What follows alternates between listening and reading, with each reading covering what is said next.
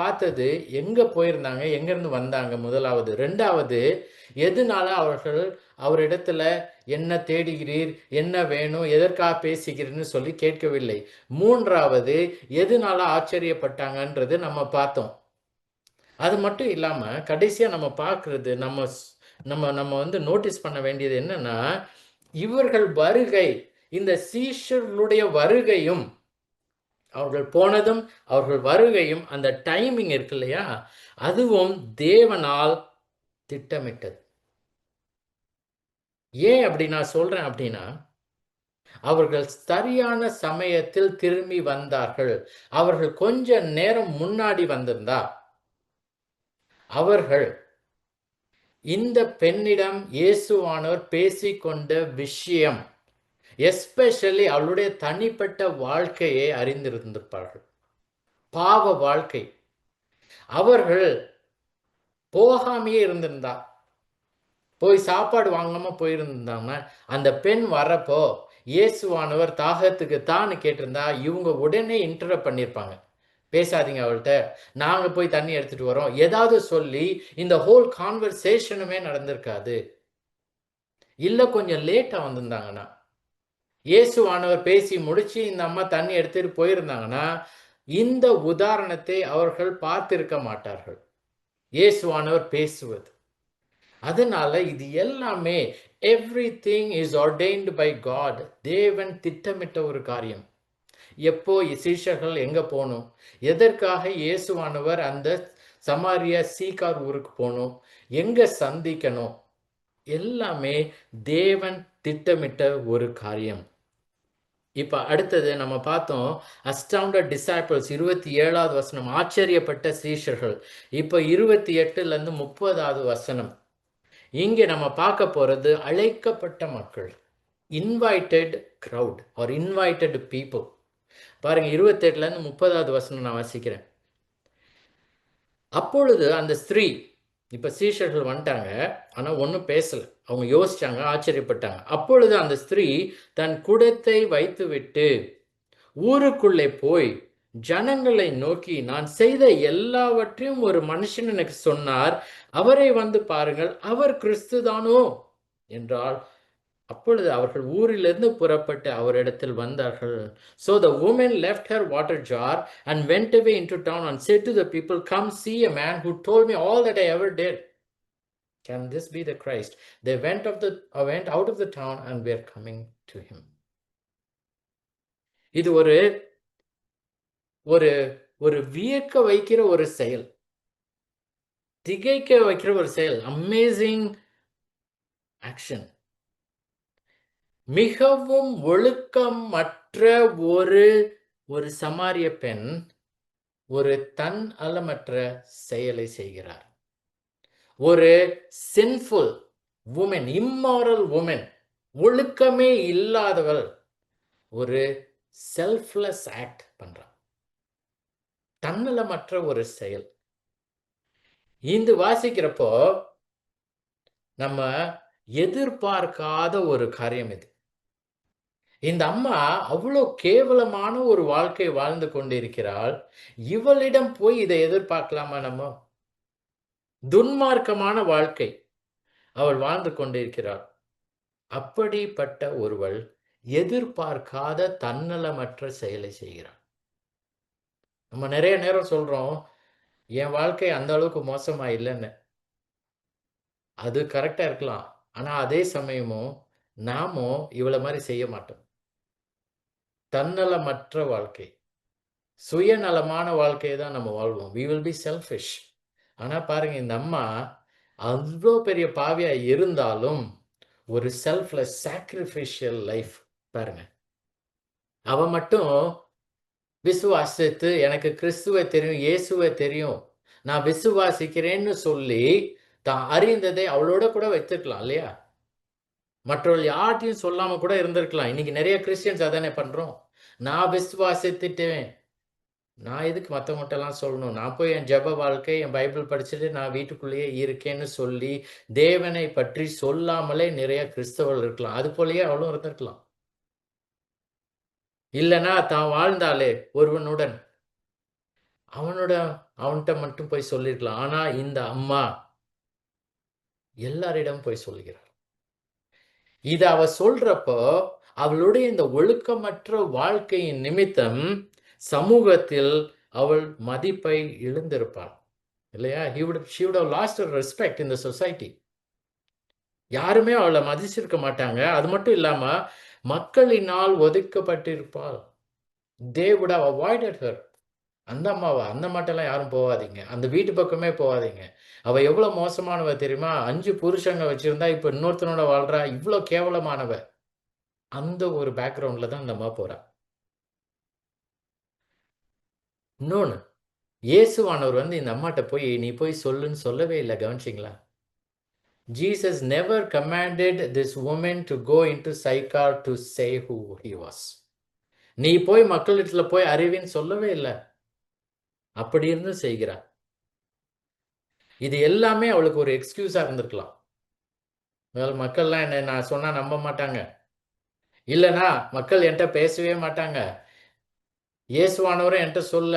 அதனால நான் என்ன பண்றேன்? நான் விசுவாசிச்சு தண்ணி குடத்துல புடிச்சிட்டு நான் பாட்டுக்கு என் வீட்ல போய் உட்கார்ந்து ஜெபம் பண்ண போறேன். அப்படின்னு கூட சொல்லிருக்கலாம் இல்லையா? ஆனா she did not use that as an excuse. நம்ம பார்த்தோம் 6வது வசனத்துல இந்த அம்மா வந்ததே தனியா வரா. அந்த அளவுக்கு அவளை தள்ளி வச்சுட்டாங்க. எந்த பெண்ணோடும் வரல. அது மட்டும் இல்லாம ஒரு அசாதாரணமான ஒரு நேரத்துல வந்தா. 6ஆம் மணி வேளையில வந்தா. 12 o'clock in the afternoon. ஏன்? Because the society treated her like that. ஆனா பாருங்க, எதிர்பார்ப்புக்கு மாறாக, contrary to our expectation, அந்த அம்மாவினால இந்த எக்ஸைட்மெண்ட், இந்த உற்சாகம், இந்த ஒரு சந்தோஷத்தை அவ மனதில வைத்திருக்க முடியவில்லை. நான் கிறிஸ்துவை கண்டேன், நான் கிறிஸ்துவிட்ட பேசிட்டேன், எனக்கு கிறிஸ்து இவர்தான்னு தெரியும், நான் எப்படி நான் போய் குவைட்டா இருக்க முடியும்? அதனால என்ன பண்றா பாருங்க, she goes. அது மட்டும் இல்லாம நம்ம கவனிக்க வேண்டிய விஷயம், இயேசுவானவர் அவளுடைய தனிப்பட்ட வாழ்க்கை, அந்தரங்க வாழ்க்கை குறித்து சொன்னது ஒரு அசிங்கமான ஒரு காரியம். ஒரு பெரிய ஒரு நல்ல காரியம். நல்லா நீ நல்லா வந்து மத்தவங்களுக்கு ஹெல்ப் பண்ற, அந்த மாதிரியான காரியம் கிடையாது. அப்படி இருந்தும் தன்னுடைய பாவ வாழ்க்கை குறித்து பேசின இந்த கிறிஸ்து வந்து விட்டார் என்று சொல்லி அவள் போய் சொல்றார். அமேசிங். அவளுடைய முதலாவது நம்ம இந்த வசனங்களையும் 28லேருந்து 30ல நம்ம பார்க்கிறது, முதலாவது 3 காரியங்கள் நம்ம பார்க்கிறோம். முதலாவது அவளுடைய ஃபோக்கஸ், அவளுடைய கவனம் மாறிவிட்டது. கவனம் திருப்பப்பட்டு விட்டது. அவள் வந்தது தண்ணீர் எடுக்க வந்தா. இயேசுவானவர் ஜீவ தண்ணீரை பற்றி பேசினப்ப, அப்பயும் அவ தண்ணீரை பற்றியே பேசுகிறார். உம்மிடத்துல குடம் ஒன்றும் இல்லையே, ஆழமா இருக்கிறதே, நீங்க எப்படி போய் அதில் போய் எடுப்பீங்க, வேற எங்கேயாவது வருதா? இப்படியே தான் அவ கவனம் இருந்தது. ஆனா இப்ப பாருங்க, அவளுடைய கவனம் உடல் பிரகாரமாக தற்காலிகமான காரியத்திலிருந்து அவளுடைய ஆத்ம ரீதியில் நிரந்தரமான ஒரு காரியத்தில் கவனம் செலுத்தப்பட்டது. அதனால இப்போ நம்ம பார்க்கிறது, இயேசுவானவர் இவ்வளவு நேரம் இந்த சமாரியா பெண்ணிடம் அன்புடன் பேசினார், அவளிடம் பொறுமையோடு பேசினார், தெளிவுபடுத்தினார், புரியும்படி அறிவித்தார். அதற்காக தான் இயேசுவானவர் அந்த இடத்திற்கே போனார். இந்த ஒரு சமாரியா பெண்ணின் ஆத்துமாக்காக, ஆத்தும தேவையை திருப்திப்படுத்த. இப்போ இந்த அம்மா பண்ணுகிற 3 காரியங்களை இதில் பார்க்கலாம். இதெல்லாம் வேர்ப்ஸ், ஆக்ஷன் வேர்ட்ஸ், வினை சொல்லுன்னு சொல்லுவாங்க. முதலாவது கவனிங்க, இந்த அம்மா, so the woman left her water jar, குடத்தை வைத்து விட்டு. அந்த அம்மாக்கு அந்த குடத்தை பத்தியோ தண்ணியோ பத்தியோ இனிமேல் கவலையும் இல்லை, கேரும் கிடையாது, பொருட்படுத்தவே இல்லை. நம்ம யோசிப்போம், ஐயோ தெரியாத ஒரு 6 பேர் இங்க நிக்கிறாங்க, 5 டிசைபிள்ஸ், 5 சீஷர்கள், அப்புறம் இயேசுவானவர், இந்த குடத்தை யாராவது திருடிட்டு போயிட்டா? அந்த அம்மா அதெல்லாம் பொருட்படுத்தவே இல்லை. 2வது பாருங்க, அடுத்த வேர்ட், and went away, ஊருக்குள்ளே போய். அவ போறா. சீஷர்கள் இடத்துல அவ உட்கார்ந்து நேரத்தை வேஸ்ட் பண்ணல. she did not linger. சீஷர்கள் எல்லாம் வந்த பிறகு, ஓகே நீங்களாம் யாரும், உங்களுக்கு தண்ணி வேணுமா, நீங்க எங்க போயிருந்தீங்க, உங்க பேர்லாம் சொல்லுங்க, அப்படின்னு ஒண்ணு கூட அவ பேசல அவங்ககிட்ட. முதலாவது குடத்தை வைத்து விட்டால், 2வது விட்டுவிட்டு ஊருக்குள்ளே போனால், வேற எங்கேயுமே அவ போல பாருங்க. 3வது வெர்ப் இதுல நம்ம பார்க்கிறது said to the people. அவள் போய் மக்களிடத்துல பேசுகிறாள், மக்களிடத்துல சொல்றா. வேற எதை பற்றியும் இல்ல, இயேசுவானவர் பற்றி சொல்றா. The woman came from the town as a misfit, but she returned as a missionary. ஒதுக்கப்பட்டவளாய், தகுதியே இல்லாதவளாய் அவள் இயேசுவினிடத்துல வந்தாள். ஒரு மிகப்பெரிய பாவியா, ஒழுக்கமற்றவளாய், தகுதியே கிடையாது, தேவனை பற்றி பேசவும் தேவனை விசுவாசிக்கவும் அவளுக்கு தகுதியே கிடையாது. அப்படிப்பட்டவளுக்கு இயேசுவானவர் தகுதியை கொடுத்து அவளை மீண்டுமாய் ஒரு ஊழியக்காரியாய் ஊருக்குள்ளே அனுப்பினார். She came as a misfit to the society. அவளை யாருமே சேர்த்துக்க மாட்டாங்க. ஆனால் இயேசுவானவர் தேவனுடைய ராஜ்யத்தில் சேர்த்து கொண்டார். சேர்த்து கொண்டு அவளை ஒரு ஊழியக்காரியாய் திரும்பி அந்த சீகார் பட்டணத்துக்கு அனுப்பினார். இப்ப பாருங்க, அவ சொல்ற காரியத்தை பாருங்க. அமேசிங். நான் சொன்ன மாதிரி வெறும் ஆச்சரியப்படத்தக்கதான ஒரு காரியம், வியக்க வைக்கிற காரியம். பாருங்க இந்த அம்மா சொல்றது. அந்த அம்மா 29வது வசனம், ஜனங்களை நோக்கி, come see a man who told me all that I ever did. Can this be the Christ? So நம்ம முதலாவது சொன்னது அவளுடைய ஃபோக்கஸ் சேஞ்ச் ஆயிடுச்சுன்னு சொன்னோம். உடல் ரீதியாக தற்காலிகமான தண்ணீர் இடத்துல பற்றி இருந்தது. இப்போ இயேசுவானவர் அவளுடைய வாழ்க்கை, அந்தரங்க வாழ்க்கை சொன்னதின் மூலமும், அவள் அங்க எப்படி தொழுது கொள்ளலாம்னு சொன்னதுனாலையும், தன்னை கிறிஸ்துவாக அறிவித்ததுனாலையும் இப்போ ஆத்ம ரீதியில் மாறினது. 2வது, அவளுடைய actions followed. Focus change, actions followed. அந்த ஆக்ஷன்ஸ் என்ன? இப்போ அவள் ஆத்ம ரீதியில் இயேசுவை கிறிஸ்துவாக அறிந்ததினால் அவ என்ன பண்றா? குடத்தை வைத்துவிட்டு ஊருக்குள்ளே போய் பேசுகிறாள். 3வது, ட்ரூத் ப்ரொக்ளைம்ட். உண்மையை அவள் பேசுகிறாள். அவள் ஆனஸ்டா பேசுறா, நேர்மையாக பேசுகிறாள். இப்ப பாருங்க, இந்த அம்மா சொன்னது சிம்பிளா நமக்கு தெரியல, ஆனா நல்லா கவனிங்க. நம்ம சொன்னது கவனிங்க. 29வது வசனம், நான் செய்த எல்லாவற்றையும் ஒரு மனுஷன் எனக்கு சொன்னார், அவரை பாருங்கள். ஏன் அந்த அம்மா சொல்லணும்? அந்த அம்மா இதை சொல்லாம ஊருக்குள்ளே போய், ஒருத்தர் வந்திருக்காருங்க, அவர் பாருங்க, அவர் ஊருக்குள்ள புதுசு அப்படின்னு சொல்லிருக்கலாம், அவர் கிறிஸ்துவா அப்படின்னு கூட சொல்லிருக்கலாம்.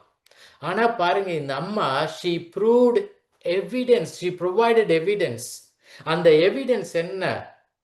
அந்த எவிடன்ஸ் என் வாழ்க்கையில நடந்த எல்லாவற்றையும் ஒருவர் சொல்லியிருக்கிறார். அதான் எவிடன்ஸ். இந்த அம்மா gave evidence to the people. நான் என் மனசுல தோன்றதுனால நான் சொல்ல, இங்கே ஒருத்தர் யாக்கோபின் கிணற்றுல உட்கார்ந்து என்னிடம் பேசினார். அவர் பேசின காரியம் என்னுடைய பாவ வாழ்க்கையை பற்றினது அப்படின்னு சொல்லி தன்னையே பெரிய ரிஸ்க் எடுக்கிறா. ஏன் அந்த ரிஸ்க் எடுக்கிறா? தன்னை பற்றி மக்கள் பரவாயில்லையே, இந்த அம்மா உண்மையை சொல்லுது அப்படின்னு சொல்லி தன்னுடைய கிரெடிபிலிட்டிக்காக இல்லை, தன்னை மக்கள் எல்லாம் சேர்ந்து ஓ பரவாயில்லையே இந்த அம்மா உண்மையை சொல்லுது அப்படின்னு சொல்றதுக்காக இல்லை. she told it for the credibility of Jesus.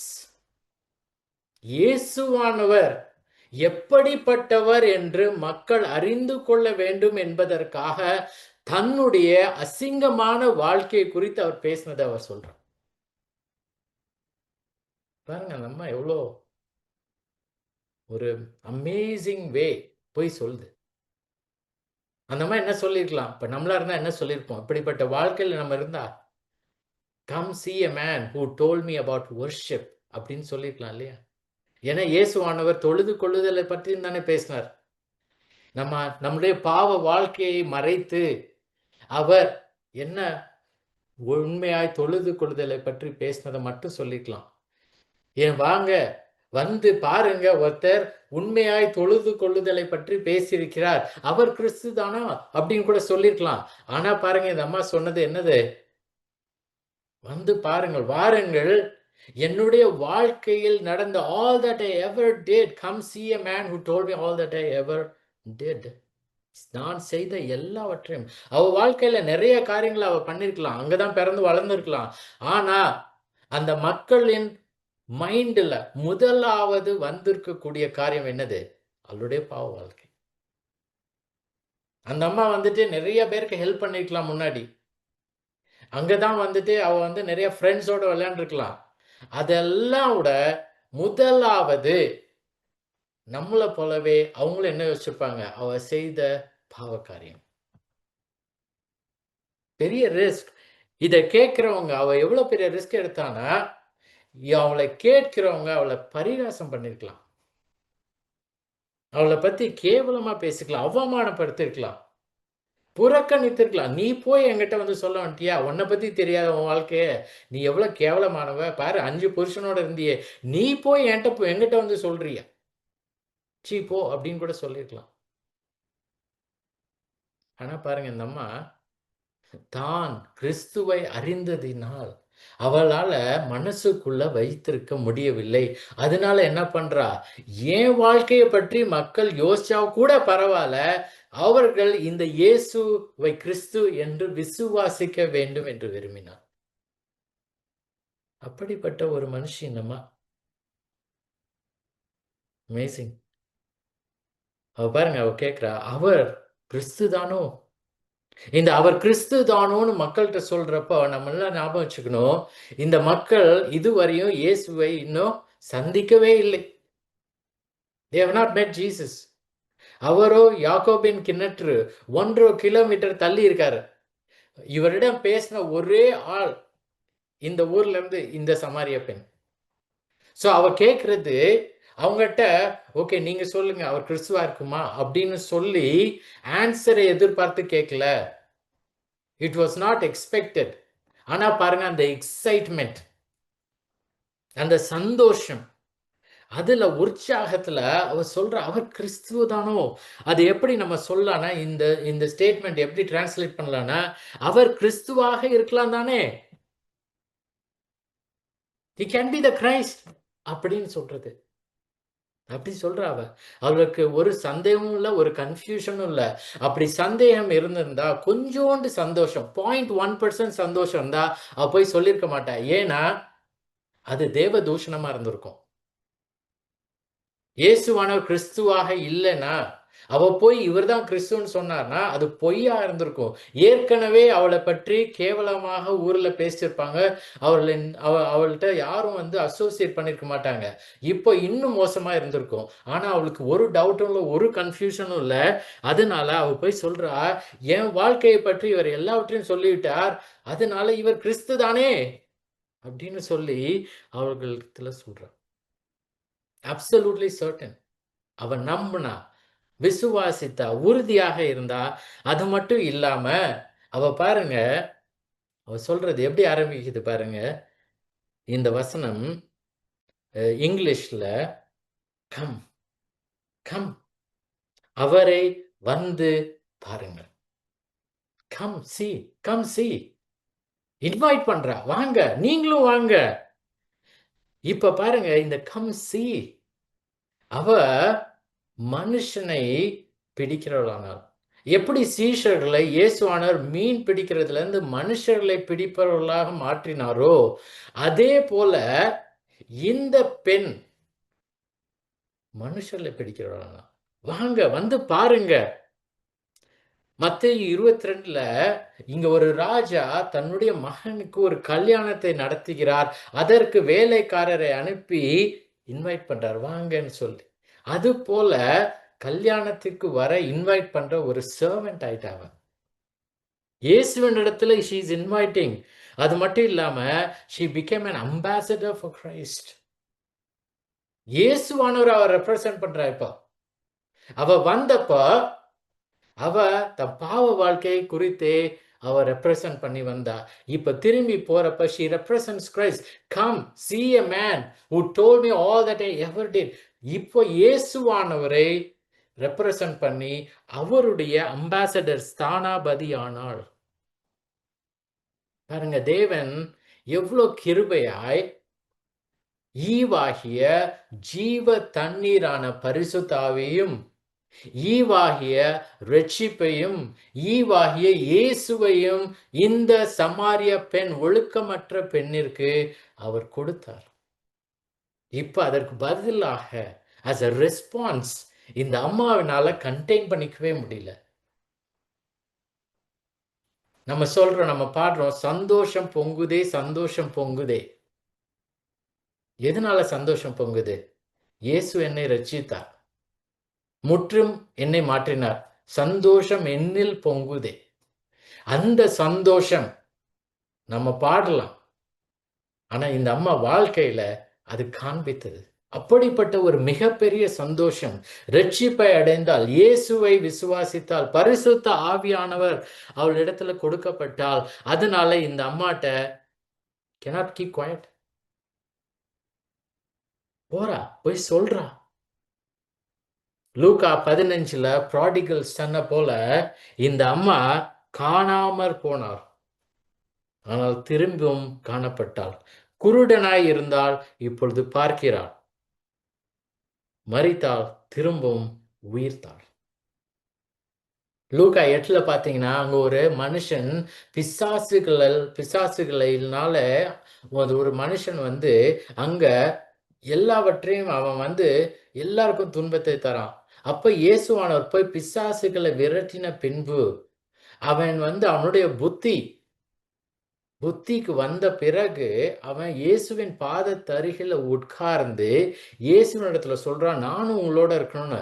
அப்ப இயேசுவானவர் அவன்கிட்ட சொன்னது இதுதான், நீ உன் வீட்டுக்கு திரும்பி போய் தேவன் உனக்கு செய்தவைகளை எல்லாம் அறிவி என்று சொல்லி அவனை அனுப்பிவிட்டார்.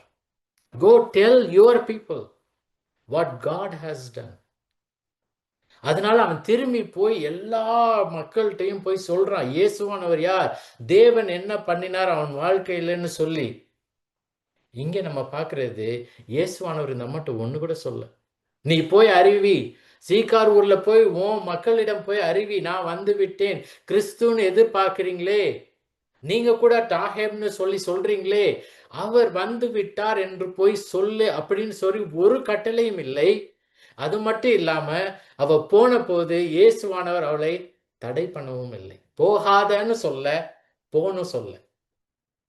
அப்படி இருந்தும் இந்த இந்த சமாரிய பெண்ணின் மனது மாற்றப்பட்டு விட்டதால் சந்தோஷத்துடன் அவ போய் என்ன சொல்றா, வந்து பாருங்கள், கம் கம் கம், வந்து பாருங்க அப்படின்னு சொல்லி இவ சொல்ற. இதுல நம்ம நம்ம நம்ம இன்னொரு காரியம் நம்ம நல்லா ஞாபகம் வச்சுக்கணும்னா, she says come அப்படின்னா என்ன அர்த்தம்? ஊர்ல போய் வாங்கன்னு சொன்னீங்கன்னா என்ன அர்த்தம்? நீங்களும் சேர்ந்து அவங்களோட போறீங்கன்னு தானே அர்த்தம். அவ போய் கோ சி அப்படின்னு சொல்ல, போய் பாருங்க இந்த மனுஷன்னு சொல்ல, வாருங்கள் நானே கூட்டிட்டு போறேன் உங்களை, வீட்டுல உட்கார்ந்து இருக்காதீங்க, மற்ற வேலையை செய்யாதீங்க, என்னுடன் வாருங்கள், என் வாழ்க்கையில நடந்த எல்லாவற்றையும் சொல்லிட்டாரு. இவர் கிறிஸ்து, அவரை நீங்களும் விசுவாசியுங்கள், அவர் எனக்கு ஜீவ தண்ணீரை கொடுத்து விட்டார், இந்த ஜீவ தண்ணீரை நீங்களும் பருகுங்கள் அப்படின்னு சொல்லி அவ கம் கம், இந்த வார்த்தை கம் வந்து பாருங்கள்னு சொல்றது, அந்த கிரேக்க மொழியில நிறைய வார்த்தைகள் இருக்கு. கம் வந்து பாருங்கள் ஆர் வான் சொல்றதுக்கு. இந்த வார்த்தை அவர் சொல்ற வார்த்தை, அவள் யூஸ் பண்ற கிரேக்க வார்த்தை வாருங்கள்னு சொல்றது, it is coming with urgency. வாங்க வாங்க வாங்க வாங்கன்னு சொல்லி சொல்றோம் இல்லையா? இப்ப சின்ன பிள்ளைங்களாம் எங்கேயாவது ஐஸ்கிரீம் ட்ரக் வெளியே போனாக்கா வாங்க வாங்க வாங்கன்னு சொல்லி கையை பிடிச்சி இழுத்துட்டு போகுதுங்களா, அந்த மாதிரியான வார்த்தை. சும்மா கேஷுவலா வாங்க, அவங்க ஒருத்தர் இருக்காருங்க போய் பார்க்கலாம் அப்படி சொல்றது இல்ல, வாங்க. அந்த அம்மாவை நீங்க யோசிச்சு பார்த்தீங்கன்னா ஒவ்வொரு ரோடு வழியாவும் ஓடி இருக்கும். ஒவ்வொரு வீடு வழியும் கதவை தட்டி, வாங்க வாங்க வாங்க, நீங்க வரணும், கிறிஸ்து வந்திருக்கிறார், பாருங்கள், வந்து பாருங்கள், எல்லாவற்றையும் எனக்கு அறிவித்தார்னு சொல்லி நம்ம ஓடுது. நம்ம நிக்கோதேமு கதையில அவன் எப்படி ரெஸ்பாண்ட் பண்ணான்னு தெரியாது நமக்கு. ஆனா பாருங்க, இந்த சம்பவத்தில், இந்த கதையில, இந்த சமாரியா பெண்ணின் ஸ்டோரியில இந்த அம்மா எப்படி ரெஸ்பாண்ட் பண்ணான்றது இருக்கு. கம், அருமையான ஒரு எக்ஸாம்பிள் நமக்கு. அதனால அவங்க என்ன பண்றாங்க பாருங்க, அந்த அம்மாவை கேட்டுட்டு 30வது வசனம். அப்பொழுது அவர்கள் ஊரிலிருந்து புறப்பட்டு அவரிடத்தில் வந்தார்கள். என்ன சொல்லியிருக்கலாம்?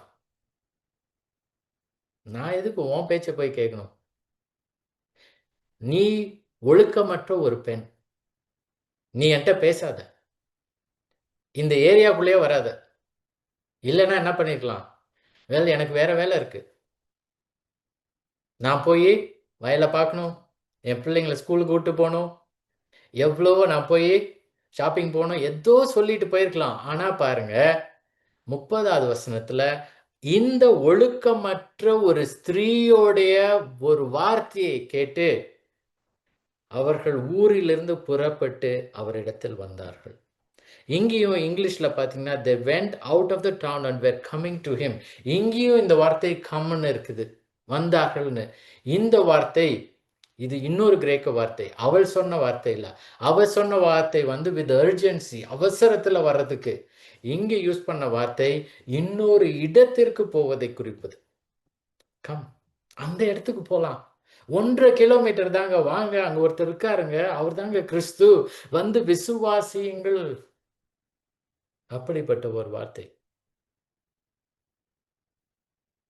இந்த மக்கள் அவர்கள் வாழ்க்கையிலேயே மிகவும் முக்கியமான செய்தியை மிகவும் மோசமான செய்தியாளரினால் புறக்கணிக்கவில்லை.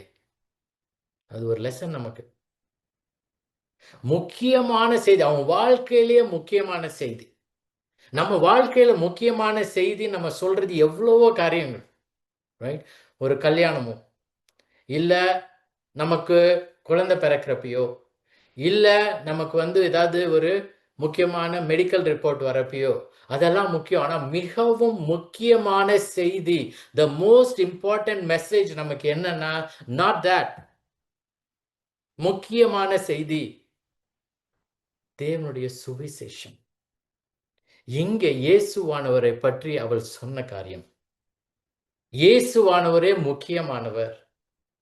அவர்கள் அதை கேட்டு, அதை கேட்டது மட்டும் இல்லாம, அதை சொன்னவள் மிகவும் மோசமான ஸ்திரீயா இருந்தாலும் பரவாயில்ல, இது முக்கியமான ஒரு செய்தி எனக்கு, நான் போக வேண்டும் என்று சொல்லி அவர்கள் அவரிடத்துல வந்தார்கள்.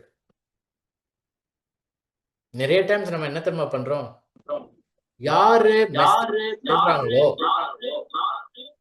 அவர்களை பற்றியே நம்ம ஃபோக்கஸ் பண்றோம். அவர்களுடைய கடந்த கால வாழ்க்கை, பாஸ்ட் எக்ஸ்பீரியன்ஸ், அவர்கள பத்தி எனக்கு தெரியாதாங்க. அவன் போய் ஊழியத்துக்கு வந்துட்டான், அவன பத்தி எனக்கு தெரியாதா? அவன் போய் இயேசுவ பத்தி சொல்றான், அவன பத்தி எனக்கு தெரியாதா? அவன் எவ்வளவு போக்கிரி தெரியுமா? அவன் எப்படி ரவுடியா இருந்தான் தெரியுமா? அவன் இப்படியா இருந்தான், அப்படி இருந்தான். அது எல்லாம் கடந்த கால வாழ்க்கை. அதனால என்னாச்சு? அவன் சொல்ற சுவிசேஷத்தை நம்ம நிராகரிக்கிறோம். We do not focus on the message, but we focus on the messenger. ஆனா பாருங்க, இந்த மக்கள் அது பண்ணல. They focused on the message. யார் சொன்னா என்னங்க? அதான் உண்மை. இயேசுவானவர், கிறிஸ்துவானவர் வந்திருக்கிறார், அதுதான் உண்மை. இந்த அம்மா எப்படிப்பட்ட மக்களை, ஒரு பெண்ணா இருந்தா எனக்கு என்னங்க? நான் போறேங்க, நான் போய் இயேசுவானவர்கிட்ட போறேன், விசுவாசிக்கிறேன் அப்படின்னு சொல்லி அவர்கள் எல்லாரும் வராங்க. நோ எக்ஸ்கியூசஸ், நோ டிலேஸ், வராங்க. இது எல்லாமே தேவனுடைய ஈவு, தேவனுடைய காரியம். அவள் வந்து விசுவாசித்து திரும்பி போறது, திரும்பி போய் அவள் சொல்லுகிறாள், அதை கேட்கிறாங்க. ஃபர்ஸ்ட் கேட்டுட்டு அதை ரெஸ்பாண்ட் பண்றாங்க, வராங்க. அது தேவன் செய்கிற காரியம். தேவன் செய்து முடிக்கிற காரியம். அதனால அவர் வருவதினால நம்ம பார்ப்போம், பல பேரும் அவரை விசுவாசித்தார்கள். இவளுக்கோ இந்த கிரேட் கமிஷன் நம்ம சொல்றதெல்லாம் கொடுக்கப்படவில்லை. நமக்கு கொடுக்கப்பட்டிருக்கிறது. மத்தேயு 28ல நீங்கள் போய் சகல ஜாதிகளையும் சீஷராக்கின்னு சொல்லி இயேசுவானவர் சொல்லியிருக்கிறார். இந்த அம்மா அது தெரியாமலே செஞ்சது. நம்ம எவ்வளவு தூரம் நமக்கு தெரியுது இல்லையா பைபிள்? நாம என்ன பண்ணணும்? எத்தனை தடவை நம்ம போய் மக்களிடத்துல இயேசுவினிடத்துல வாருங்கள்னு சொல்லி சுவிசேஷத்தை பகிர்ந்து இருக்கிறோம். நம்ம எதுவுமே சொல்றதில்ல. உலக பிரகாரமாக பல மணி நேர கணக்கு நம்ம செலவு பண்றோம், பேசுறோம். எங்கேயாவது கடையில சேல் போட்டிருந்தா, வாங்க அங்க பாருங்க இந்த சேல், அந்த சேல்னு சொல்றோம். மொத்தத்துல தேவனை பற்றியும், இயேசுவானவர் பற்றியும் சொல்றதே கிடையாது. இன்னைக்கு நமக்கு எவ்வளோ மெக்கானிசம் இருக்கு இல்லையா? போய் தான் சொல்லணும்னு இல்ல. நம்ம Facebook, social media, WhatsApp, text பண்றது எவ்வளோ விதத்துல தேவனை பற்றி சொல்லி இயேசுவானவரிடத்துல வாருங்கள்னு சொல்லி அழைக்கலாம். ஆனா நம்ம பண்றது இல்லை. இந்த அம்மாவுடைய வாழ்க்கையிலிருந்து நமக்கு கொடுக்கப்படுகிறது. எப்படிப்பட்ட வாழ்க்கை நமக்கு முன்னாடி இருந்தாலும் சரி, இட் டஸ் நாட் மேட்டர். ஏன்னா நாம் மக்களை பார்த்து சொல்லுவது என்னிடத்துல வாங்கன்னு சொல்ல, இயேசுவின் இடத்துல வாருங்க. அவரே கிறிஸ்து. அவரிடத்துல வந்து நீங்க ரட்சிப்பை பெற்றுக்கொள்ளுங்கள். நான் பெற்ற ரட்சிப்பை நீங்களும் பெற்றுக்கொள்ளுங்கள்னு சொல்லி அழைக்க வேண்டும். இப்படிப்பட்ட வாழ்க்கையை நாம் வாழ இயேசு தேவன் உதவி செய்வார். ஜெபம்.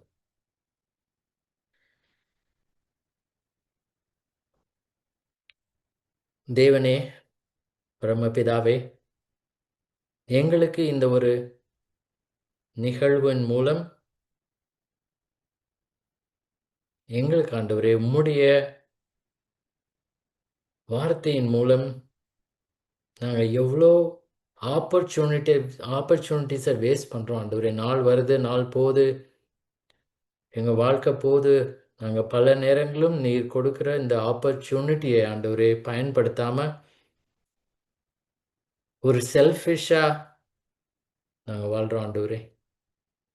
எங்களுக்கு ஆண்டவரே இந்த ஒரு மாதிரியான ஒரு பேர்டன் எங்க மனத்துல, எங்க உறவினர்கள், எங்க நண்பர்கள் யாரும் இயேசுவை தெரியாத மக்களிடத்துல போய் இயேசுவானவர்ட்ட வாருங்கள் அப்படின்னு சொல்லி அழைக்க நீர் கிருபை செய்தலும். இப்போ எங்களுக்கு ஆண்டவரே வேதம் எங்களுக்கு என்னென்ன தெரியணுமோ அதெல்லாம் வேதத்துல கொடுக்கப்பட்டிருக்கிறது. நாங்க சிலுவைக்கு இந்த புறம் வாழ்கிறோம் ஆண்டவரே. இந்த சமாரிய பெண்ணுக்கோ சிலுவை மரணம் பற்றி தெரியாது. ஆனா விசுவாசித்தா, ரட்சிக்கப்பட்டா. நாங்க ஆண்டவரே இயேசுவானவரை பற்றி கூறி நாங்களும் யோவானைப் போல behold the lamb of God who takes away the sin of the world, பாவங்களை சுமந்து தீர்த்த தேவாட்டுக்குட்டி என்பதை நாங்கள் மற்றவர்களுக்கு சொல்லி அவர்கள் எப்படிப்பட்ட வாழ்க்கை வாழ்ந்திருந்தாலும் அவர்களை உம்மிடத்துல கொண்டு வர எங்களையும் ஆண்டவரே ஒரு அம்பாசடராக, ஒரு ஊழியக்காரியாக மாற்றியலும். எங்க வாழ்க்கையை வீணாக்காதபடி காத்துக்கொள்ளும். எங்கள் மூலமாக பலரையும் இடத்துல கொண்டு வர நீர் கிருபை செய்ய வேண்டுமா? இயேசுவின் மூலம்